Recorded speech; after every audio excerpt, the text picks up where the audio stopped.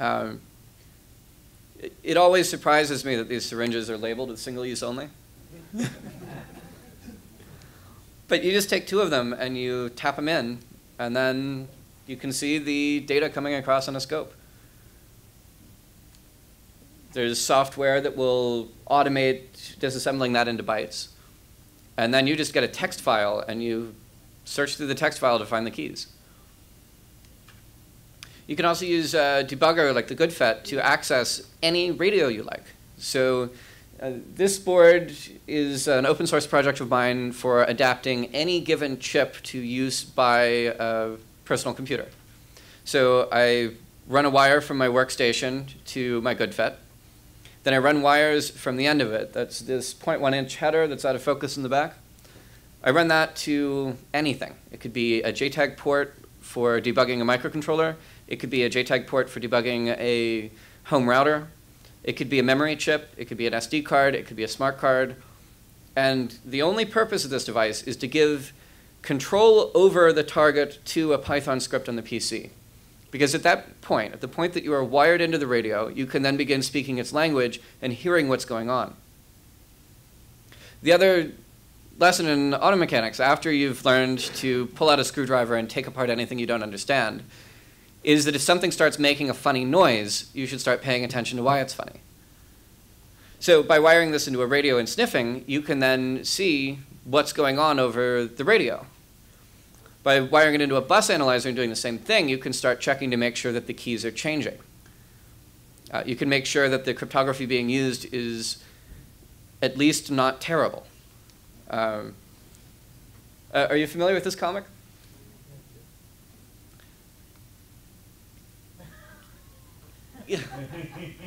I've seen worse. This is a conference badge that I made for the Next Hope. I manufactured 1,600 of these, and each one of them has a Nordic RF radio in it, which it can either use to broadcast the position of the attendee. So if you were all wearing this, a head count to figure out how many people were watching this lecture would be performed automatically. And the data for where each attendee is within the conference hall was recorded. You can download a complete record of this, 8 gigabytes of exactly where every attendee is at every moment in time for the entire duration of the conference as a BitTorrent file. It's about to be published through the Crawdad database at Dartmouth College.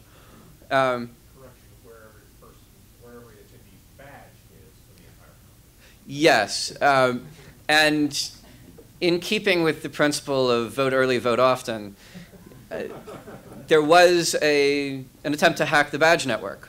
And inside of the archive, you can actually find where some enterprising neighbors from New York reprogrammed a badge such that it would receive a single packet, look for the serial number of that packet, change its own serial number to match, and then begin behaving normally. Such that as this doppelganger is walking around, every time he touches his badge, he becomes someone else. He got a field wrong. So in the database, I can identify this individual. There are actually 3 badges running this firmware. And I can see him moving around. I can draw a graph of the potential victim and the doppelganger up to the point at which the identity changes, and then have wires connect to them. You can do all sorts of fun stuff with this database. If you'd like to play with it yourself, send me an email and I'll shoot you the torrent.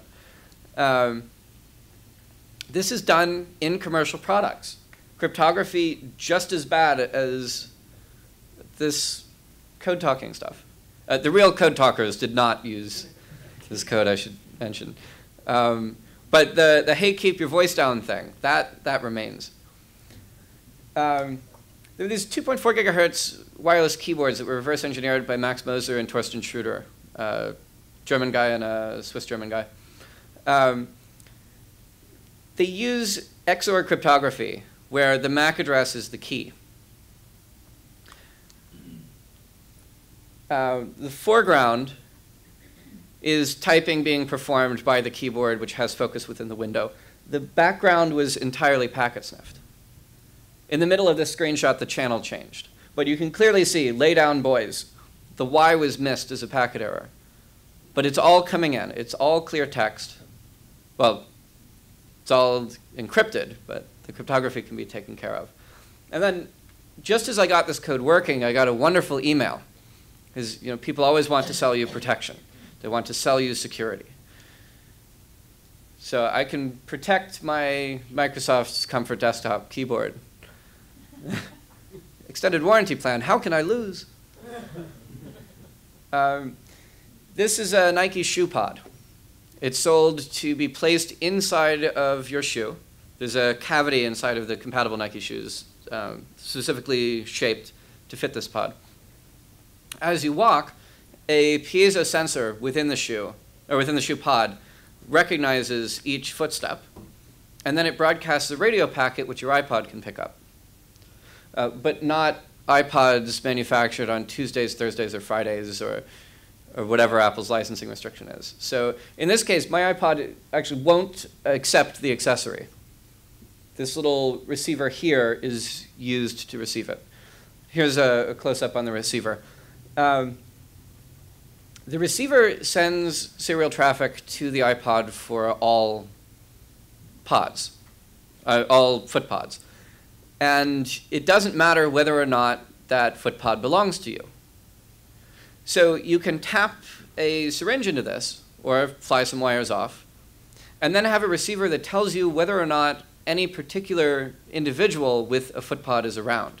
And you can individually identify these people because each foot pod has a serial number that is included in each packet. So just as this conference badge at the conference could be used to identify where each individual person was, the exact same radio running a very similar protocol is running inside of this thing, which you are actively encouraged to put in your shoe and forget about. These devices are used in classrooms for a, let me grab some water. So each student is given a remote, and then, as you can see in this window here, the instructor has a sort of quiz receiver, which identifies which students are voting for which answer. And in this way, he can do an informal quiz to identify how many students are paying attention, or how many know the correct answer, that sort of thing. And that's well and good.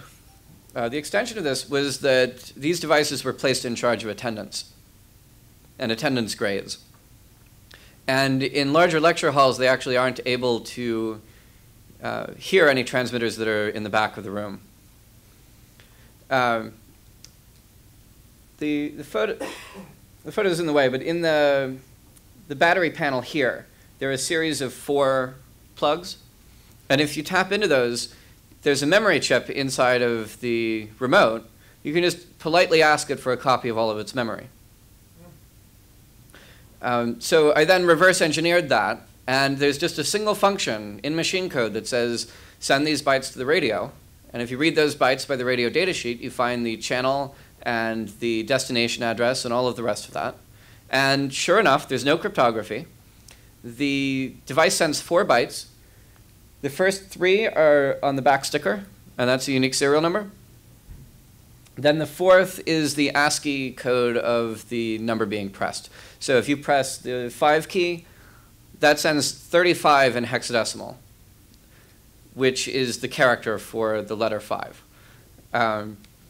So in this case here, with the answer numbers, you can actually send additional ones after that.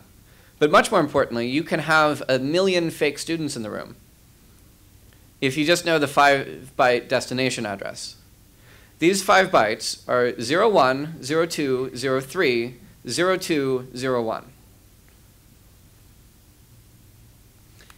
In addition to being able to sniff these devices, I can also write new software into this unit.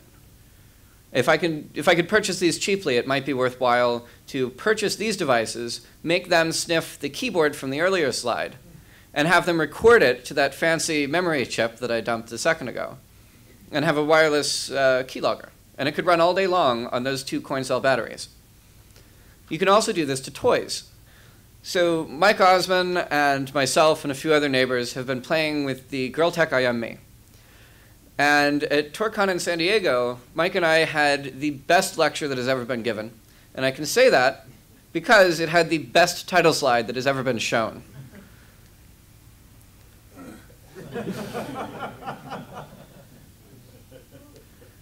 This is a text messaging toy intended for preteen girls to save on cell phone bills and the rest of it. And they have some hilarious ads that go with it that I wish I had time to show you now. But you can pop open the back case of it and wire one of my GoodFETs into the upgrade port. This is the upgrade port here, and these pins are exposed through the battery casing. So in the same way that they wrote the original software on their assembly line, this can be reflashed with new software. Software exists for turning the radio in this device, because it's a toy that's intended for text messaging through the internet, through a computer.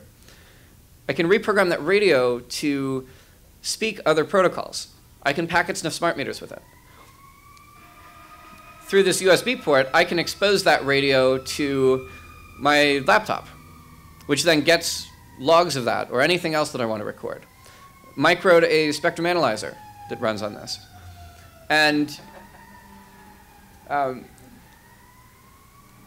we did the entire lecture in the style of real men don't eat quiche.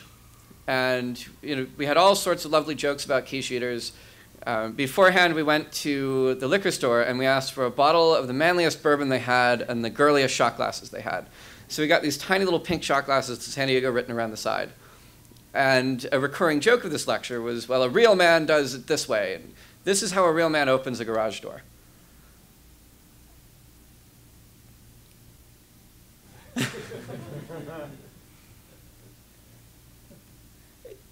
Accessing the radio, being able to peek and poke and prod and being able to hear what's going on is quite often all that it takes to be able to open a garage door or pop a meter. And except for how things work, except for knowing what the behavior of the device ought to be, the only remaining impediment is quite often designed to be cryptography. So getting back to how cryptography is screwed up. You're laughing, but this is almost how it worked. The dice had 65,000 sides. But the way that it worked was that a pseudo-random number generator with a very short period was used for elliptic curve cryptography on a lot of Zigbee Smart Energy Profile networking stacks. And elliptic curve cryptography, ECMQV in particular, is terribly fragile to a bad random number generator. If you have a good random number generator, it works and it's more efficient than RSA, and there are all of these reasons why it's good and neighborly. But if you have a bad random number generator, your private key can be stolen remotely. As in, Mallory talks to Alice, says, "Hey Alice, give me your key," and Alice says, "Sure." The exact way that it works is that Mallory chooses fake random numbers that are designed to expose pieces of Alice's key. And this only works when Alice's random number generator is so bad that it can be done reliably. So Certicom has patents over ECMQV. And the original one expired, but there are dozens of others after it. And it might not be good for your health to begin selling your own ECC implementation. So every Zigbee Smart Energy provider has to license the Certicom library for that. And the library has tie-ins to the local platform. For example, it needs a function to do multiplication. And it needs a function to be able to send a packet and to receive a packet. And it also needs a random number generator function. And the function that they wanted, they call it getRandom, and it's supposed to return a random 16-bit number. And all of these chip vendors already had some function that would return a 16-bit random number. They didn't pay attention to how random it would be. So the random number generators in these chips were designed for random back-off times. They were designed for avoiding packet collisions. They were not intended to be used in cryptography. But then they got relabeled in the data sheets. So the hardware checksum generator at some point was renamed a hardware random number generator, just because it made numbers that looked kind of random. And because the engineers who were tying this portable crypto library into a particular chip were never told that it was important to make sure that your random number generator was good, they didn't check. So private keys could be remotely recovered. And patches for this have only been available for the past 7 or 8 months.